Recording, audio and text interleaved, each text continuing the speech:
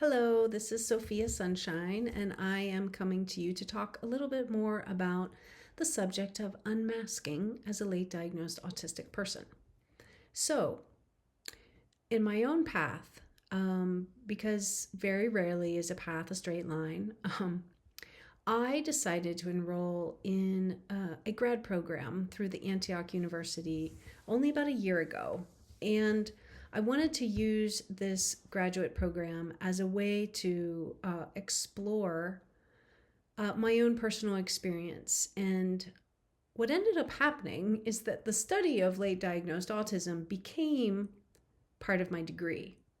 Now, this degree is a really fabulous program because it's individualized, which means I actually design my own curriculum. So over the next number of weeks and months, as I'm sharing with you, I'll be sharing information and research and things like that that have come from me designing a master's degree around the use of dreams, art, memoir, and spiritual pilgrimage as means to unmasking. Now, you may be wondering, well, how did all of that come about? Well, initially, like many times in life, when we need a change or we're drawn to something, a lot of times that something has been held within our psyche or our unconscious for some time. And for me, that was the study of Jung and individuation as a process. And for my whole life, I have felt very strongly about advocating for people's individuality. I've been a college professor, I've been a professional artist, I've been a full-time teacher, and I've always worked with people to support them really getting to know their true selves. Now, unbeknownst to me, part of that was because even in my most authentic form, I was still masking and didn't know it. So, needless to say, in my mid 40s, I'm drawn back to school by my own intuition. And within the very first week in what is called the research course, the question arose, what is it that I wanted to know more about? Just like, what do you want to know more about? And what that question holds in the unspoken aspects is, what do you want to know more about yourself and the world? Because those are the two main things that exist, ourselves and the world. And I think without realizing it, on an unconscious level, we are constantly trying to make sense of those things, right? So this brings me to dreams and unmasking. Now, I just want to really make this clear that I don't believe unmasking is something strictly for people on any spectrum. I don't believe the spectrum is a line. You know, neurodivergences or neurodiversity is a line that does not include what they use the term neurotypical. I think that we need to move towards a circle that includes all different diversities of thinking, seeing, being, feeling, experiencing the world. I think our dualistic lens is just continuing to create more and more dissonance and division instead of communication and diversity. I'm going to leave it at that so that you know where I stand. So when it comes to unmasking, this is not a neurodivergent specific arena, because all of us are conditioned. We're conditioned from our societies, our cultures, our religions, our families, our lineage, our genetics. Like, I could go deep dive on this, which I will in other videos, but not now.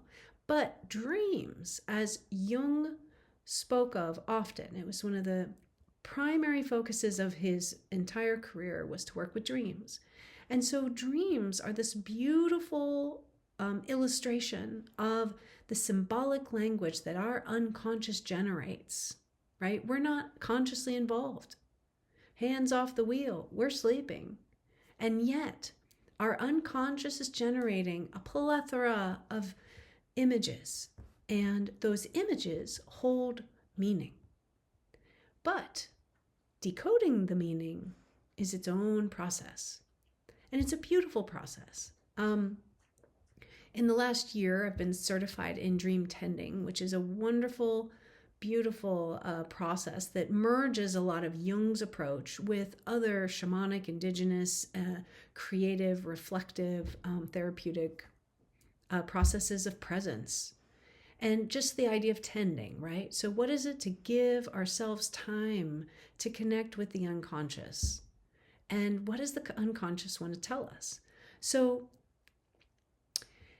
I'm going to share briefly with you a dream that I had and how it metamorphosized through the dream tending process, because I think wherever we are in our lives,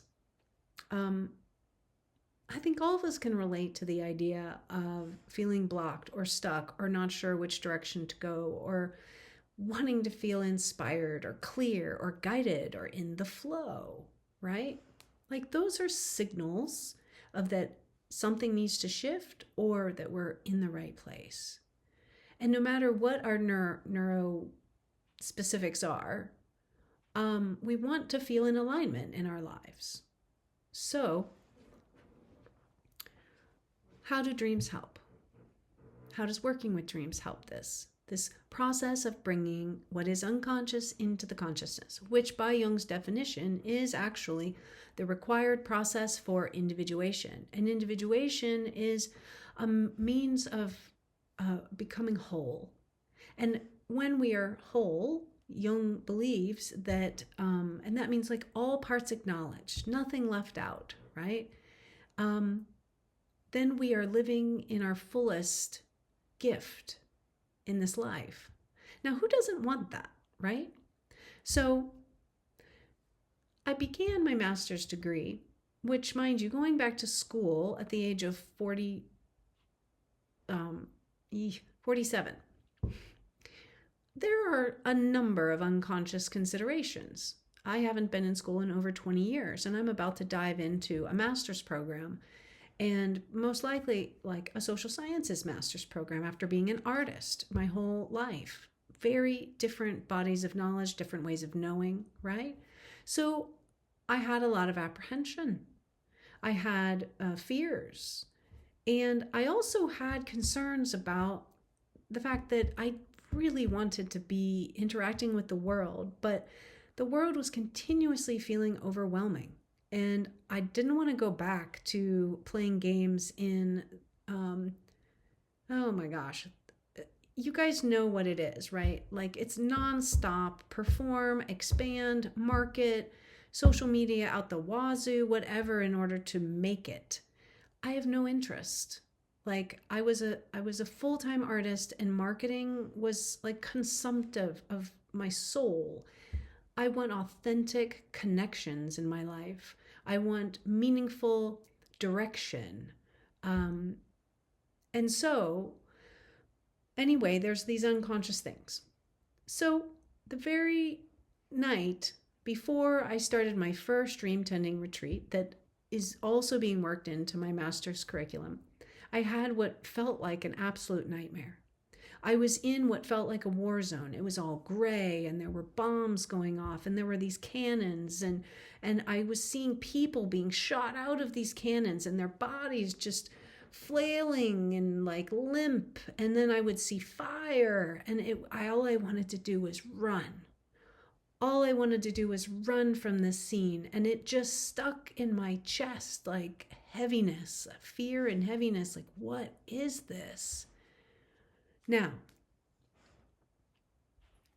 nightmares. It's not that different than spiritual journeys, right? Like, and challenges, whether it's a tough relationship or it's an obstacle or whatever it is. Like, these are the opportunities, right, that spirit brings to us. And yes, I did say that word. So, woo warning for you. Life, spirit, your destiny, whatever you want to call it, brings these challenges, right? And how we respond to them, do we feel a need to bulldoze through them, or is there something to learn here? So I was aware that this was an intense image, but I was also aware that maybe I need to change the way I'm looking at this. So I had the privilege of having my dream tended by Stephen Eisenstadt, who is the founder of Pacifica Graduate Institute, mind you, which is one of the primary schools in the country for Jungian based degree programs. And then he also has this Dream Academy. It's fabulous. He's been teaching these things for over 20, 30 years. Wonderful present, amazing presence. So he sits with me and he asks me like to really notice and be curious about the dream. And I said, well, the very first thing I noticed is like, well, maybe I need to be open to maybe this doesn't have to be scary. Okay, so, and then as soon as I gave myself permission to question, well, does this have to be scary? Is this really a war zone? All of a sudden, and now I'm remembering the dream, but all of a sudden, it wasn't gray anymore. It started becoming flushed out in color. And I realized, oh, it's a circus. It's not a war zone. Those are circus acts. Those are circus people. And he said to me, oh, well, so is there anything that you can think of in your life that, maybe feels like being shot out of a cannon? And I had to laugh because the artist in me had this secret fantasy of just being like, ba-boo, ta-da, I'm back in the world. I'm here to do the show. Da-da-da, present. And I realized, oh, well, yeah, definitely. And my past career was very performatory. It was very expressed. And I happened to be a glassblower and a welder, and I worked with fire. So it was like, wow, okay, there's the cannon. But I don't feel ready I don't want to actually be blown out of a cannon. And he said to me, well, tell me about the people and how they are. What would it be like you see them going through the air? You see them being shot out of the air. And I was like, yeah, they look like rag dolls. And he's like, well, what would that be like? And I said, wow, it would actually be amazing to feel so free of pain and free of restriction, to be able to just fly through the air like a rag doll.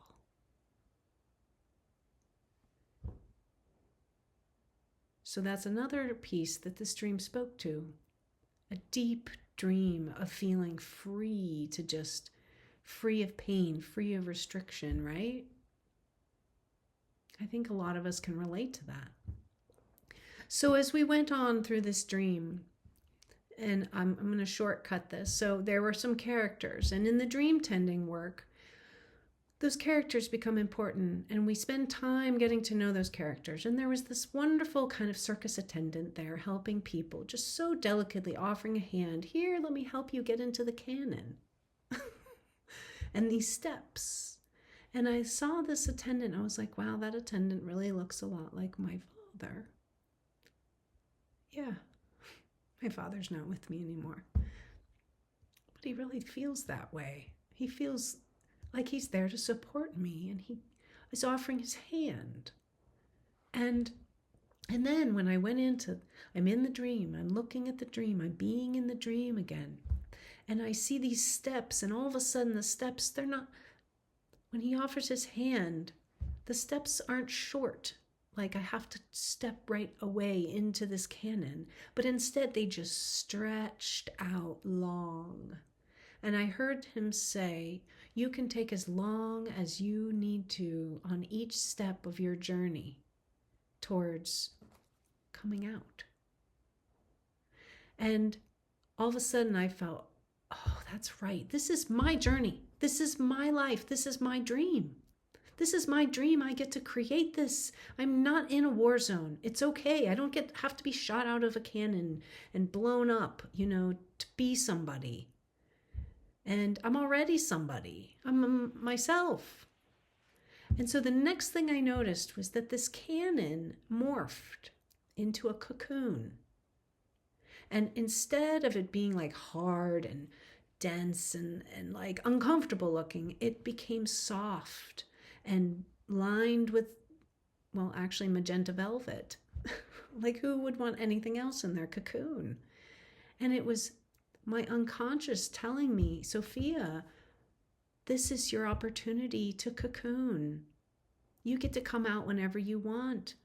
This is the nurturing time for you to get to know yourself. So what was once a war zone, gray and dark and frightening in my dream, within a very short period of time was tended into this beautiful scene of support and love and the opportunity that I was actually giving myself to get to know myself better through going back to school and obviously working with my dreams. So I'm going to end here, and I hope this inspires you to be curious about what maybe your dreams have to say and how they can help you in unmasking. And now, again, unmasking period in your life so that you are living the most full, inspired version of your authentic self, because that is the theme. We need you to be your authentic self. So I hope that you enjoyed this little share, and I'll be back for more. And again, if you benefited from this in some way, if you would like to like this or subscribe, I'm grateful. Again, I'm Sofia Sunshine, and I look forward to sharing more with you in the future. Have a great day. Bye.